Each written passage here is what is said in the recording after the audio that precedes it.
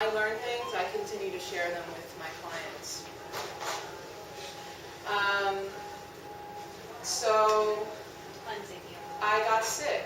This is the thing. So I had been doing the detoxing and the cleansing, and I first started, I did my first colon cleanse, my first 7-day juice fast with colonic irrigation 15 years ago when I was working in Princeton. Okay, now 15 years ago, nobody was talking about this stuff. Nobody had ever done a fast that I met in my world. And no one was doing anything with coffee other than drinking it. Okay, so there are other ways that you can use coffee if you didn't know that while you're cleansing. So this is what I did, and I was going to my office job. I was working for Unilever up in Princeton, and I was going up there every day and taking my pills and doing all this stuff, and everybody thought I was crazy. Okay, they thought I had an eating disorder. They thought I'd lost my mind. They would say to me, "Why can't you just have a potato chip? It's not going to kill you." And I found it very difficult to defend what I was doing. But I did it, and that cleanse actually made me feel amazing. Before that, I had some problems with parasites, different digestive problems that I was suffering from, and the doctors had put me on several antibiotics, and it didn't help. I would get better and worse and better and worse. And after I did that first cleanse, I felt great, and my digestion was normal again. So I said, this works for me. But I made a big mistake, and this is what a lot of people do when they get into cleansing. They do the cleanse, and then they go back to everything that they did before. And part of the mentality is like, oh, well, I did a cleanse, so I can have the coffee again. Oh, I can have the cake. I just did a cleanse. I just cleaned it all out. Now I can detox. And this is a lot of what I experience with my work now, trying to get people off of the yo-yo, because detox has kind of become the quick fix, the magic pill that everybody goes for now. They do a master cleanse for a week to lose weight before a big event, and then they all go back and eat and binge afterwards. Well, long term, that does set you up for becoming mineral deficient, and most likely acidic, and a lot of other things, which are the early stages of dis-ease. As I'm talking, I'm just going to hand this out and ask for your email addresses, and if you want, you can take a little thing about me. And that tells you a little bit more about who I am and what I do. So the way I got into the raw food diet is because I got sick. So when I was in Australia, and I was like, Mission Impossible. I was out there, hiking 20 miles a day when I did the Appalachian Trail, and I was cycling 65, 70 miles a day when I was in Asia. Well, I wasn't talking about wheatgrass shots when I was doing that. I was like, yeah, I'm super fit. I can have 3 ice creams a day. I can have cold Diet Cokes whenever I want. I could have a Coke if I want. I can do whatever because I'm going to burn it off. Right? And this is what a lot of athletes do too. They get that mentality where they just think, well, I'm so fit, I'm going to burn it off. I can have whatever I want. And of course, you need a lot of carbohydrates in your diet when you're doing a lot of sport. But what most people don't know is there's plenty of carbohydrates in fruit. Right?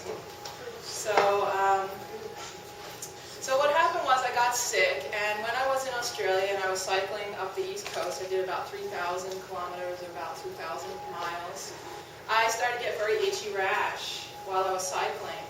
And I didn't know what it was, and it started to get worse, and it was very irritable, and at night when I was trying to sleep, I would wake up and I'd find myself scratching it in my sleep, and it was getting to the point where I was not enjoying the journey anymore. I wasn't enjoying cycling, and it was hot, and I had sunblock on, and I was sweating, and the dirt from the cars was making the skin very bad. So I got to the point where I stopped. I was going to ride my bicycle all the way around Australia, which usually takes about 9 months to do. I stopped after 4 or 5 weeks, and I said, I'm done. This rash is killing me. And I wound up being landed in Australia for 2.5 years with this rash. This was about 5.5 years ago when it finally stopped. But I went through every doctor, I went through every expert, I went to allergists, I had chest x-rays, EKG, I had every blood test you can imagine, and they all told me that there was nothing wrong with me. At its worst, this rash covered my entire body from head to toe. And you might find it hard to believe. So I have a picture. Now this is a dark picture, so you can really see the rash if you use the flashlight. And that's what I used to look like for 2.5 years. And that is a person who had been doing cleansing for 10 years.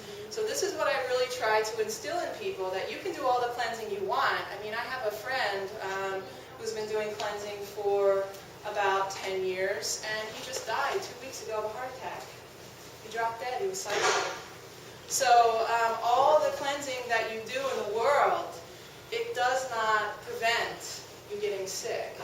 It's what you do the other 51 weeks a year, or how you treat your body on a daily basis, that gives you the long-term stamina for strength and healing that your body needs. And all of this is based on the theory that the body can heal itself. I believe that.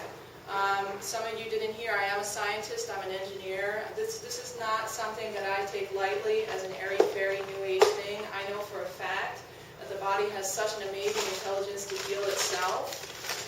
You know, when you get 3 cuts on your arm, you don't say to your body, okay, I want you to heal this one first, don't touch the other 2, only do this one, and then I want you to do this one, and finally I want you to do that one, right? All the modern technology we have in the world, we can't do that. The body knows how to do it itself, and we just have to step back, keep the outside area clean, and the body does it, right? Well, it's the same thing on the inside, but you can't see it. The body is healing itself, detoxifying itself all the time. But if you take in too much toxicity, if you deplete your body of minerals, if you don't get enough sleep, if you're full of negative emotions, guess what? There's going to be a backlog on that fixing. And when you get a backlog in the fixing, that's when you start to break down. Now for me it was the rash.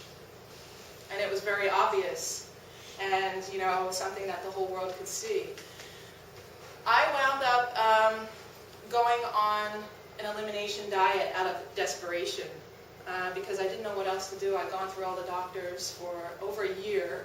I had been going to the doctors and they couldn't help, and they finally told me they wanted me to take antidepressants because they thought it was in my head, which is usually what they do when they get to the point where they can't figure out how to make any more money from you and they're tired of you coming around.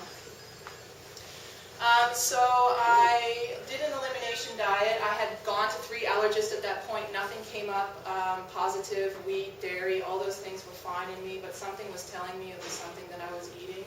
So I stopped with all wheat and gluten. And I took a new job at the time, which was in a very remote area in Australia, and I said to them, I can't take the job unless you can give me a wheat-free, gluten-free diet. And they said, yep, no problem. We've got a celiac who works here already. We can make special meals for both of you. I said, great. So I was in a very isolated environment in order to really document what I was eating, which I was very fortunate to do. And after 9 months of writing down what I ate every single day and writing down when the rash was worse and when it was very bad, I pinpointed my allergy to one food additive. Okay, in the rest of the world they call them E numbers because they put an E in front of them. But in the US they tend to use the names of the chemicals in the US, but the numbers are universal. They're the same everywhere in the world. And it's a salty, savory food additive.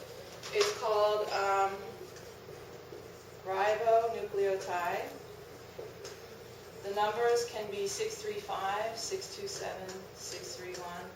A lot of people know MSG, monosodium glutamate, is 621. All the 600 numbers, there is a method to the madness. They're all flavor enhancers. Okay, so they all make things more salty and savory. They're always in salty, savory foods if they're going to be anywhere. They're not in all salty, savory foods, but they're in a lot of them. So they call this rash that I had, they call it the ribo rash, because a lot of people get this, and it's great that you're here. This woman in the front is a nutritionist, because I find about 30% of my clients have this in some form and don't know it. And people are not educated about it, the doctors don't know about it. A lot of nutritionists are not educated on it. So if you don't find someone who knows what this is, I mean, I can spot it in my client as soon as they walk in the door because I've lived with it for 2.5 years.